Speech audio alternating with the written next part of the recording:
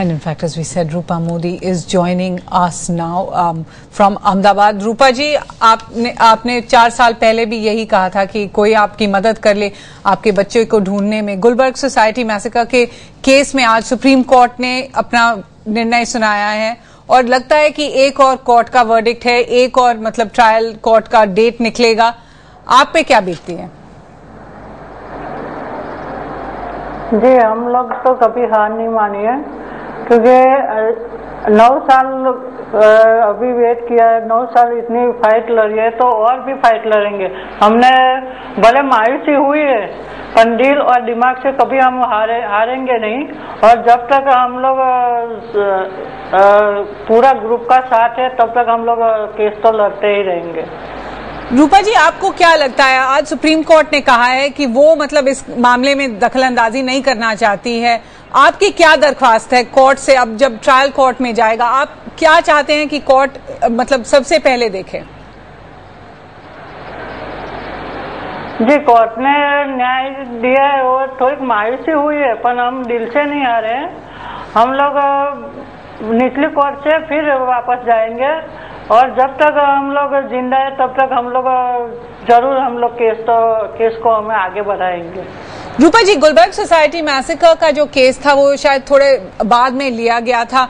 अगर आप पिछले 10 साल का वाकया देखें, 9 साल का वाकया देखें, आपको लगता है कि आपकी जो सोसाइटी है, जो लोग आज लड़ रहे हैं, जाकिया जाफरी हैं, कुछ अलग करना चाहिए था, किसी और का दरवाजा खटखटाना था?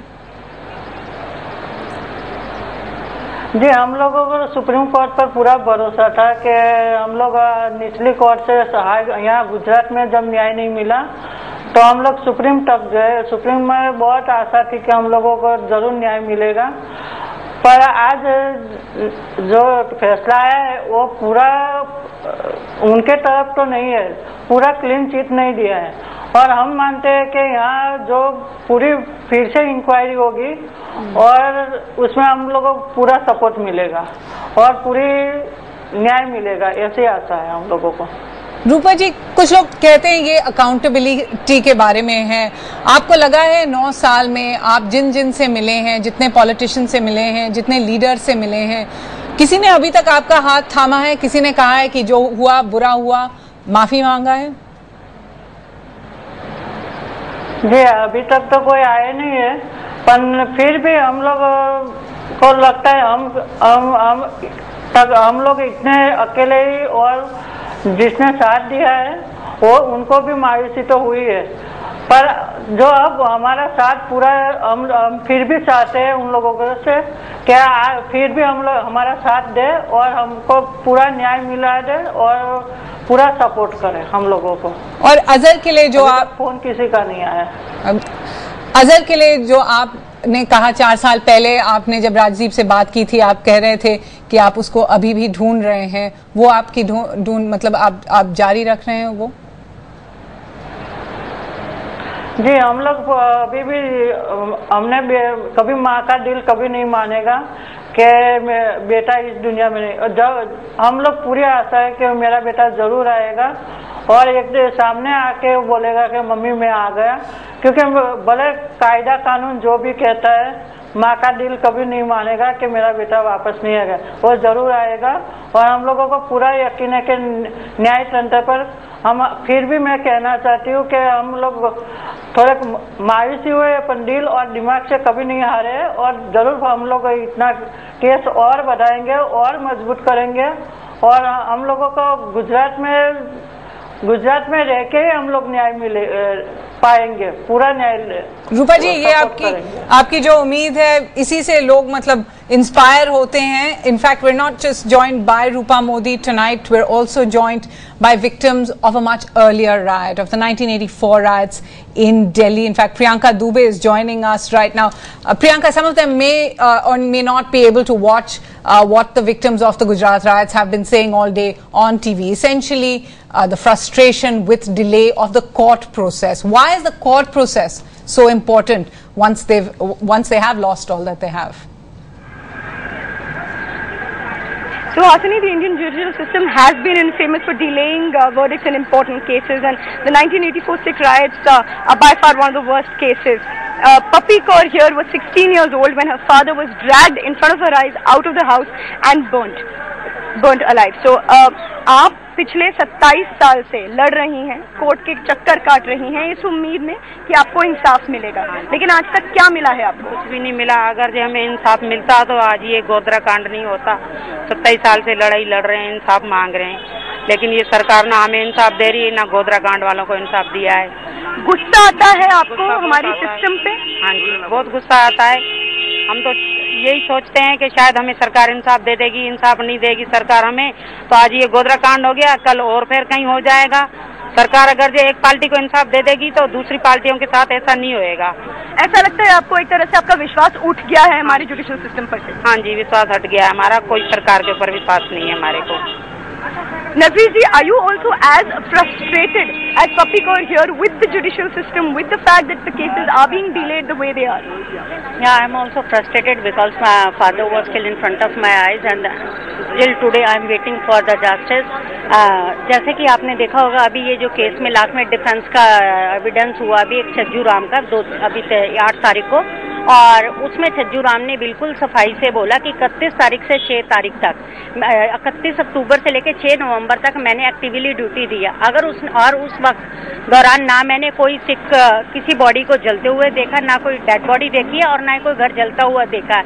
ये आप जब लास्ट गई थी अपने कोर्ट, लास्ट जो आपकी हियरिंग हुई थी, तब ऐसा डिनायल भी आपको मिला था? हाँ, तो ये सब आपको झेलना पड़ रहा है पिछले 27 साल से, रोज आप जा रही हैं। अब किस तरह का इमोशन लगता है आपको? 27 साल से कभी ऐसा लगता है उम्मीद टूट जाती है, लगता है कि बस अब there is no more faith? नहीं, there is no more fourth, it's true, but ये है कि भी अगर सरकार हमें पहले जस्टिस दे देती तो ये गोधरा कांड ना होता। 1984 में जिन्होंने किया था उनको हमें इंसाफ तो क्या देना था, इन्होंने उनको सजा क्या दी, उनको तो इन्होंने रिवार्ड दे के किया, सम्मानित किया पुलिस वालों को, और जबकि उनको उनकी प्रमोशन दिया। जो एक सिपाही था उनको तो ACP DCP तक बना दिया इन्होंने। हमें ये लोग इंसाफ कहाँ से देंगे? So the families of the victims right. here really saying that if justice was given to them, then maybe the Godhra riots wouldn't have happened. Something like that would have set a precedent. Because as far as all these people are concerned, they've been fighting for 27 long years, Suhasini, and justice, which is that delayed, is almost as bad as justice denied. Absolutely, Priyanka, रूपा जी, आपको अगर उनकी आवाज आ रही थी वहां दिल्ली में, लोग कह रहे हैं कि उनकी तो उम्मीद हट गई है कोर्ट से, पुलिस सिस्टम से, सबसे। आप कुछ कहना चाहेंगे? आप कह रहे हैं कि आप अपना संघर्ष जारी रखेंगे, आप इनको कुछ कहना चाहेंगे उनका हौसला बढ़ाने? जी, मैं तो उनको चाहती हूँ कि वो हौसला कभी भी नहीं तोड़े, कभी माँ का दिल कभी टूटता नहीं है, और माँ जब जी चाहते हैं और जितना अपने खोया है ये खुद ही जानते हैं। कोई नेता, कोई राजकारण और या कोई पुलिस वाला या कोर्ट जो समझती है वो समझती है, बाकी अपने को कभी नहीं हार माननी चाहिए।